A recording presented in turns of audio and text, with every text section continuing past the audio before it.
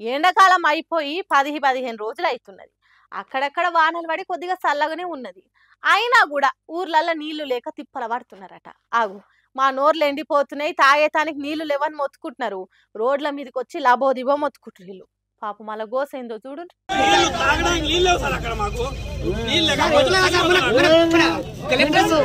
చూసిండ్రా, మీ కాలు మొక్కుతాం సార్, తాగనికి నీళ్ళు ఇయ్యండ్రి సార్ అని అమాంతం పోలీస్ కాలు పట్టుకుంటున్నారు జనాలు. ఒక్కరోజు 2 రోజులు కాదు, ఏకంగా 11 రోజుల నుంచి మిషన్ భగీరథ నీళ్ళు వస్తలేవట. కొమరంభీం ఆసిఫాబాద్ జిల్లా కెరమేరిలా కడిగేతానికి తాగేతానికి మంచినీళ్లు లేక ఆగమైతున్నామని సర్కార్ని అడుగుతున్నారు. బిందెలు, బకెట్లు, చెంబులు, గిన్నెలు, గిలాసాలు తీసుకొచ్చి రోడ్డు మీదకి ధర్నాకు దిగిండ్రు. తర్వాత ఏం జరుగుతుందో ఏరుకున్నదే కదా, పోలీసులు వస్తారు, వాళ్ళని ఈడ్చుకపోయి స్టేషన్లో వేస్తారు, కేసులు పెడతారు. హాగో, అందుకోసం వచ్చిన పోలీసుల కాలు పట్టుకున్నారు జనాలు. ఆసిఫాబాద్ జిల్లా కెరమేరి అంటే అడవి బిడ్డలు బతికే ఏరియా. ఆదివాసులకు నీళ్ల కోసం కిలోమీటర్ల కొద్ది నడిచిపోయే వాగులల్లా షెల్మెల్ దోడుకొని నీళ్లు తెచ్చుకునేది. అసొంటి కష్టాలు ఉండొద్దని కేసీఆర్ సర్కారు ఉన్నప్పుడు మిషన్ భగీరథతోని ఇంటింటికి నల్ల కలెక్షన్ ఇచ్చి వాళ్ళ వాకిళ్లల్లా గోదావరి నీళ్లు పోయించిండు. అసొంటి మిషన్ భగీరథ నీళ్ళు ఇప్పుడు రాక 11 రోజుల సంది వస్తలేవట. ఆగో, అందుకే మా గొంతులు ఎండుతున్నాయి మహాప్రభు అని రోడ్లెక్కి పోలీసుల కాలు మొక్కుతుర్రు. మరి 11 రోజుల నుంచి ఇట్లా జరుగుతుంటే సర్కార్ ఆఫీసర్లు ఏం చేస్తున్నారో, అడవి బిడ్డల కుత్కలు ఎండేటట్టు ఎందుకు చేస్తున్నారో ఏందో ఏమో పోన్రి. సినిమాల ప్రభావం జనాల మీద ఎంతుందో తెలియదు కానీ పంచి డైలాగుల ప్రభావం మాత్రం ఏపీ రాజకీయంలో గట్టిగా ఉన్నది. డీజే పాటలల్లా గప్ప గప్ప గుద్దే మ్యూజిక్ల తీరుగా ఇప్పుడు రప్ప రప్ప నరుకుతా అనే డైలాగ్ ఏపీ రాజకీయాలను జప్ప జప్ప నడిపిస్తున్నది.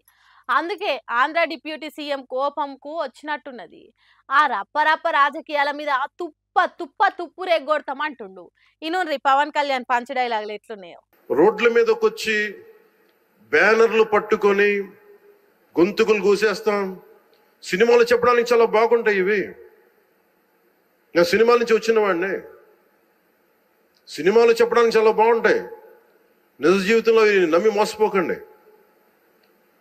కాలు మక్కిలు ఎరగొట్టి కింద కూర్చోబెడతా. జాగ్రత్త, పిచ్చి వేషాలు వేయకండి ఎవరు కూడా. ఇన్నరా, పిచ్చి వేషాలు వేస్తే మక్కిలు ఎరగొట్టి కింద కూర్చోబెడతాడట డిప్యూటీ సీఎం పవన్ కళ్యాణ్. అదే ఆ నడువ జగన్ సత్తెనపల్లి పర్యటనకు పోయినప్పుడు రప్ప బ్యానర్ పట్టుకొని వచ్చిరు కదా కొందరు. అగో దాని మీద ఇట్లా మాట్లాడిండు ఉప ముఖ్యమంత్రి. మక్కిలు ఇరగొడతాం, చూసుకుంటా ఊకో అంటున్నాడు. సరే, మందిని రెచ్చగొట్టేటట్టు యాటపోతలను నరికినట్టు నరుకుతాం అన్నట్టు రాసుడు మంచిది కాదు కావచ్చు కానీ వాళ్లకు శిక్షలు ఇవ్వాల్సింది ఎవరు? కోర్టులు కాదా? అయినా మక్కిలు ఇరగొడతామనుడు ఏంది? ఒక మనిషిని కొట్టే అధికారం రాజ్యాంగం ప్రకారం ఎంతటి మనిషికైనా లేదు, కానీ మక్కిలు ఇరగొట్టుడు ఏంది? అట్లా మక్కిలు ఇరగొట్టాలనుకుంటే మీ పార్టీ కార్యకర్తలు నీ ఫ్యాన్స్ చేసిన ఈ రంగం చిన్నగా ఉంటుందా? వాళ్ళ దాకేందుకు?